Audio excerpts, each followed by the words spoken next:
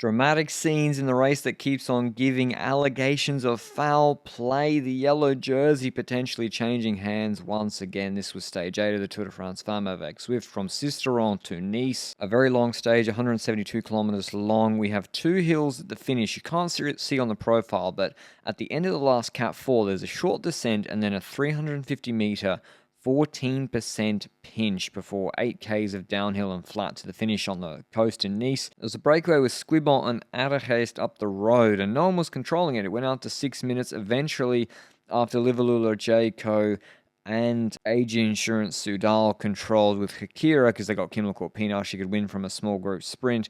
Also, FDJ United Suez put Evita Muzic to pace, but onto the Cat 4 before that.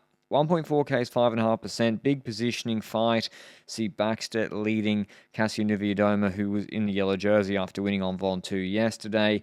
Then FDJ takeover. Changes on the descent between the 2 Cat 4 climbs. Maeva Squibon, who was in the breakaway, who won 2 stages from the break last year for UAE Team Limad. She crashes, leaving just out of haste with a gap of less than 30 seconds. At the base of this climb, I think, with FDJ United Suez doing a full gas classic style team leader. Franziska Koch first, then Berthet after her. Celia Géry is the last woman for Demi Vollering. So obviously they want the bonus seconds in play. The gap was 15 seconds. That was the slender gap that Niewiadoma had in the yellow jersey over Vollering before the stage. You got 10 bonus seconds at the finish. And so with Niewiadoma not being a great sprinter, even if she follows Vollering, there's the opportunity for Vollering to take 6 or 4 bonus second gap on her at the finish. But we see on the Cat 4, FDJ make it hard. They got Géry pacing, but they don't attack. No attack yet. Niewiadoma, she's locked onto the wheel of Vollering. When we go to the overhead shot, you'll see that when Kopecky on the descent, when it slows up a bit, I think it was Kopecky, she tries to slide here under Niewiadoma onto the wheel of Demi. Niewiadoma is not having it. As she exits the corner, she knows that with a tight left-hander into this kicker, you have to be on the wheel of Vollering, who's going to attack, probably full gas from the bottom. And so Niewiadoma fights off Kopecky and goes back to the wheel of Vollering. But it's Géry first here. These are the last shots we see from the overhead. We have missing files. We don't know what happened, but this is the shots from the overhead. It's Géry first, then Vollering, then they got a left-hander. It cuts to this. We have no images of the corner, what happened. What we know from, I think, some images people shared online was that Demi entered the corner first. She slid underneath or over the top of Géry, and then Géry here, you're seeing the aftermath, and she then, what it looks like is she moves Niewiadoma into the barriers, slows her up, and then Niewiadoma has to start again, go the long way around. ELB is chasing Demi Vollering. So what do you think? If you've seen the extended moto shot online, fair play, classics tactics that we see into the Tyenberg or Molenberg every year?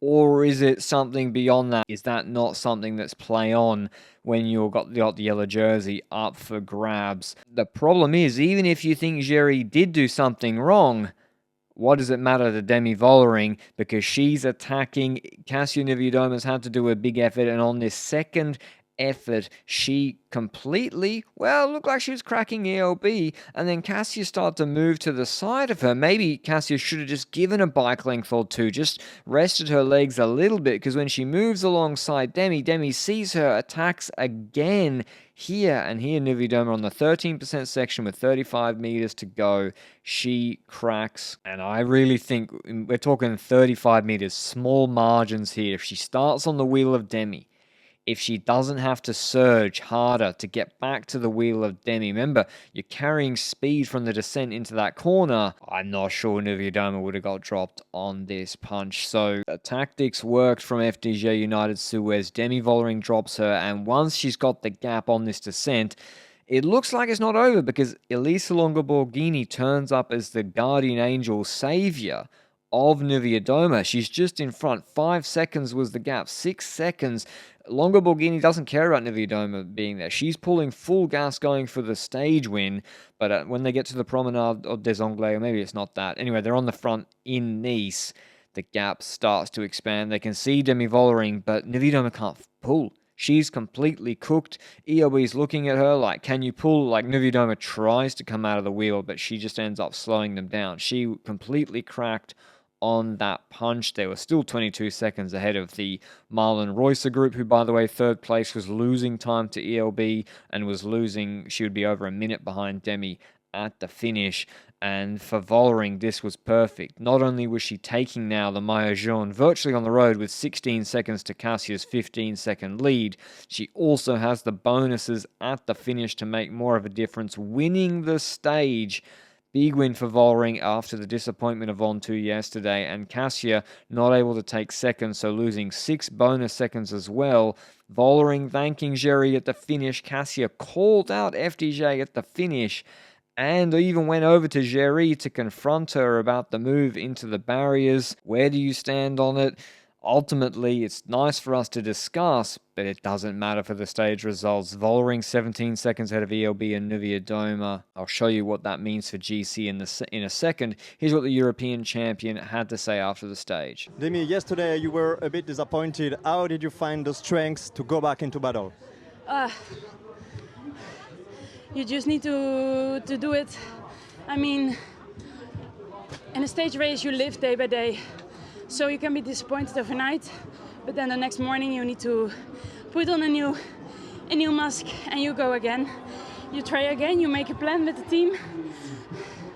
And the funny thing was that this morning I suddenly realized, like, I had a kind of déjà vu in a meeting that somewhere, I don't remember when exactly, maybe it was in January when I did the reckon here. I somehow saw this flashback in front of my eyes that I would take yellow here, but it didn't make sense in my eyes. So also I directly forgot about this. It was weird. But then this morning, this déjà vu, it came kind of back and I was like, maybe it's true. Maybe it was really like how it should be. And I tried to remember myself during the race that I can do it, we can do it, and that we at least have to try and dig so deep, like go through so much pain I cannot describe. So somehow we made it happen, and I think this is the proof that if you really believe in something, if you really dream big about something, then it doesn't matter what it needs to take, how much pain it will cost you. Together with good people around you, you will make it happen.